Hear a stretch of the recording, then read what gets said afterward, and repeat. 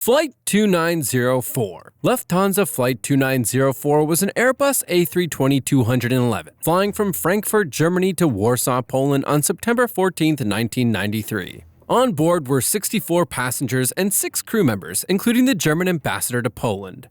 The crew received wind shear warnings before landing, which suggested potentially difficult conditions. Otherwise, everything seemed normal until the landing when this disaster struck. As the plane got closer to Warsaw's Okęcie International Airport, air traffic control warned the pilots about possible wind shear, a sudden change in wind speed or direction. To prepare, the pilots increased their speed by 20 knots and kept their plane slightly tilted to the right to handle crosswinds. But things took a turn when the wind suddenly shifted to a strong tailwind of 20 knots. This made the plane land faster and farther down the runway than planned.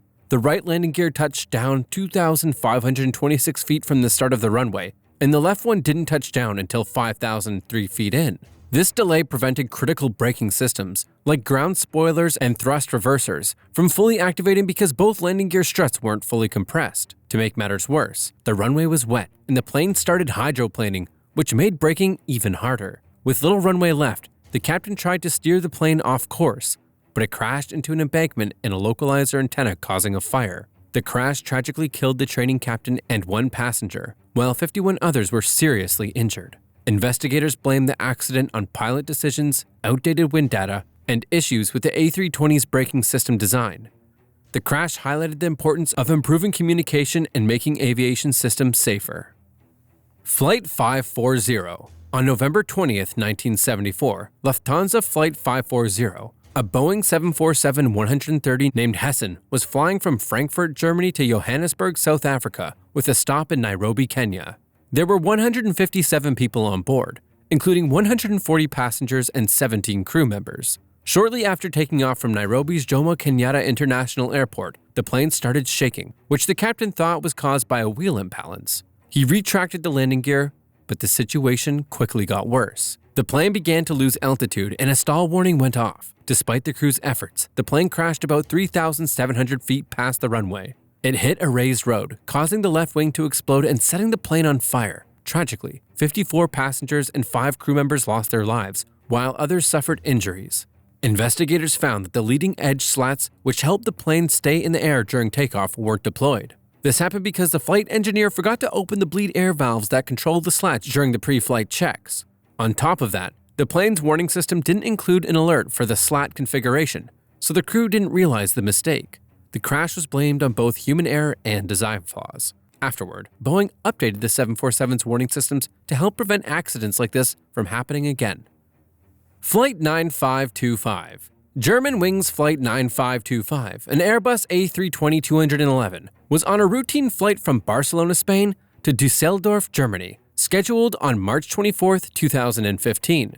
Operated by Germanwings, a budget airline under Lufthansa, the flight carried 144 passengers and 6 crew members. Everything seemed normal until about 30 minutes after takeoff, when the plane was cruising at 38,000 feet. The captain stepped out of the cockpit, leaving the co-pilot Andreas Lubitz alone. While the captain was gone, Lubitz locked the cockpit door from the inside, making it impossible for anyone to get back in. He then set the autopilot to descend the plane. Air traffic controllers tried contacting the flight, but Lubitz didn't respond. When the captain returned, he found himself locked out and desperately tried to get back in, banging on the door and even trying to break it down. Lubitz stayed silent, and after about 10 minutes, the plane crashed into the French Alps near Prades-Haute-Boulogne, killing everyone on board. Investigators later discovered that Lubitz had a history of severe depression and had been declared unfit to fly by his doctor. However, he hid this from his employer and continued working. The crash was ruled a deliberate act by Lubitz. Following this tragedy, aviation authorities introduced stricter mental health checks for pilots and required at least 2 people to be in the cockpit at all times to prevent such incidents in the future. Flight 8460. On July 27, 2010, Lufthansa Cargo Flight 8460, a McDonnell Douglas MD-11F, was on a cargo flight from Frankfurt, Germany to Hong Kong, with planned stops in Riyadh, Saudi Arabia, and Sharjah, UAE. The plane, built in 1993 and converted into a cargo aircraft in 2004, was flown by a 39-year-old captain and a 29-year-old first officer. The flight to Riyadh went smoothly, and the weather at King Khalid International Airport was good. However, during landing, the plane hit the runway hard and bounced.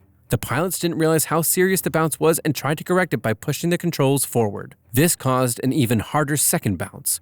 On the third attempt to touch down, the impact was so severe that the back of the plane broke apart, and the aircraft veered off the runway. A fire broke out and destroyed much of the plane. Thankfully, both pilots escaped using the emergency slides, though they were injured. An investigation by Saudi Arabia's General Authority of Civil Aviation, or GACA, found the accident started with the hard landing, which led to the bounces.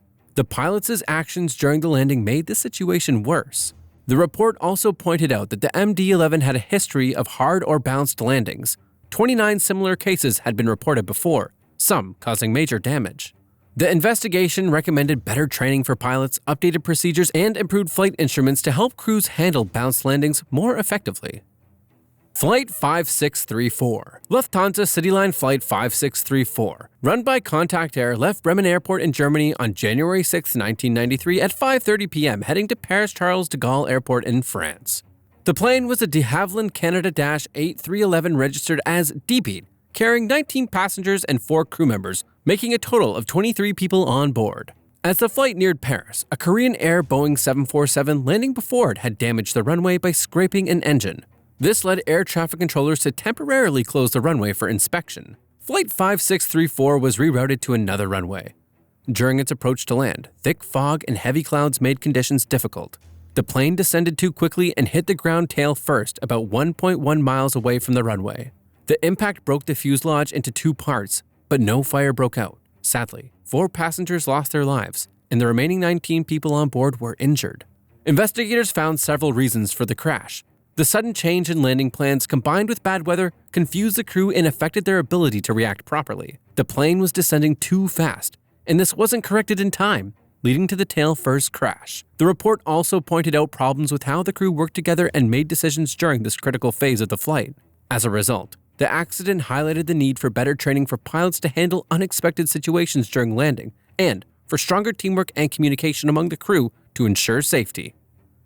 Flight 615. On October 29, 1972, Lufthansa Flight 615, a Boeing 727, was flying from Damascus, Syria to Frankfurt, Germany, with planned stops in Beirut, Lebanon, and Ankara, Turkey. The flight had 11 passengers and 7 crew members on board. What started as a normal trip turned into a terrifying situation during the Beirut-Ankara leg, when 2 Palestinian hijackers took control of the plane. Their main demand was release the 3 men jailed in West Germany for their involvement in the Munich massacre, where Israeli athletes were attacked during the Olympics earlier that year. After taking over the plane, the hijackers made it circle over Zagreb, Yugoslavia, and threatened to blow it up unless their demands were met. To avoid risking lives, the West German government agreed to release the prisoners, who were then brought onto the hijacked plane. The flight was then routed to Tripoli, Libya, where after a tense 16-hour standoff, all the hostages were released unharmed. The event caused widespread criticism and controversy, especially from Israel and other nations.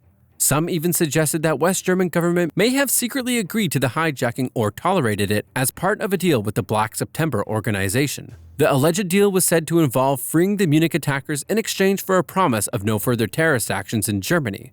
These claims have remained a topic of debate and discussion over the years. Flight 3782. Condor Flugdienst Flight 3782, a Boeing 737-230, departed Stuttgart, Germany for Izmir, Turkey on January 2, 1988, with 16 people on board including 11 passengers and 5 crew members. As the plane approached Adnan Menderes Airport in Izmir, it was supposed to land using the ILS or the Instrument Landing System for runway 35, but the crew set the course for the runway incorrectly, which sent the plane off track. On top of that, they didn't follow proper procedures or communicate effectively. This caused the plane to descend too early and stray far from the correct approach. At around 7:18 p.m., the plane tragically crashed into a hill near Seferizar, about 10 miles southwest of the airport. The crash destroyed the aircraft and sadly, all 16 people on board lost their lives. Investigators found several reasons behind the crash. The main issue was that the flight crew didn't use the navigation tools correctly, which caused the plane to veer off course. They also didn't stick to company rules for crew coordination and communication. The crew failed to double-check their navigation settings or stay aware of their position during the landing, which led to the disaster. Flight 502. On January 11, 1959, Lufthansa Flight 502, a Lockheed L-1049G Super Constellation, was flying from Hamburg, Germany to Buenos Aires, Argentina, with stops in Frankfurt, Paris, Lisbon, Dakar, and Rio de Janeiro. The plane was carrying 29 passengers and 10 crew members, totaling 39 people on board. As the flight was nearing Rio de Janeiro's airport, it started to descend to 3,000 feet for landing. The weather was rainy, and the plane went below the safe altitude for the area. The nose of the plane touched the water, but the crew tried to continue the descent. Unfortunately, they couldn't regain control, and the plane crashed just short of the runway. Tragically, 36 people died, including all the passengers and 7 crew members. Only the co-pilot and 2 flight attendants survived. An investigation into the crash couldn't pinpoint exactly what caused it, but suggested that pilot error, specifically descending too low during the approach, was likely a factor. The crew had also exceeded the flight time limits for Brazil, though they were within the limits set by Germany, which might have contributed to their fatigue and the accident. Flight 005. Lufthansa Flight 005 was a scheduled domestic flight from Frankfurt to Hamburg with a stopover in Bremen on January 28, 1966. The flight was operated by a Convair CV-440 Metropolitan, a small twin-engine propeller plane. There were 42 passengers and 4 crew members on board. The weather was bad, with heavy rain, low visibility, and a tailwind that was a little too strong for a safe landing. As the plane approached Bremen Airport to land on runway 27, the crew realized they were too high on the glide path and decided to abort the landing. They tried a go-around maneuver when they were only about 33 feet above the runway. Unfortunately, the plane stalled, veered sharply to the left, and crashed into a field about 1,312 feet from the runway. A fire broke out due to the aviation fuel, and sadly, there were no survivors. The investigation found several reasons for the crash. One of the instruments in the cockpit gave the wrong altitude, which caused the plane to go off the glide path. When the captain tried to go around, the sharp maneuver caused the plane to lose lift and stall. The low altitude meant there was no time to recover. Additionally, the plane didn't have a flight data recorder, which made it hard to fully understand what happened. Flight 592. On February 11, 1993, Lufthansa Flight 592 was flying from Frankfurt, Germany to Addis Ababa, Ethiopia, with a stop in Cairo, Egypt. The flight was operated by an Airbus A310-300, with 94 passengers and 10 crew members on board. About 35 minutes after takeoff, something unexpected happened. A 20-year-old Ethiopian man named Nibiu Zewal Demike entered the airplane's forward lavatory, put on a black ski mask, and armed himself with a starting pistol. He then went to the cockpit, pointed the gun at the captain's head, and demanded the plane be flown to New York City so he could seek political asylum in the US. At first, Demike agreed to stop in Hanover, Germany before refueling. But when the plane landed, he threatened to hurt the hostages if he wasn't allowed to continue to New York. The German authorities allowed the flight to continue. During the flight, Captain Jared Gobel calmly spoke with Demike, keeping him calm. When they landed in New York at John F. Kennedy Airport, Demike peacefully surrendered and handed over the gun in exchange for the captain's sunglasses. Everyone on board was safe after the 12-hour ordeal. Investigations showed that Demike had planned the hijacking carefully. He hid the pistol in his hat to get past the airport security in Frankfurt. His reason for hijacking the plane was to reach the US after being denied a student visa and facing deportation from Germany. Experts pointed out that this incident showed the need for better security at airports, especially when it comes to cockpit access and passenger screenings.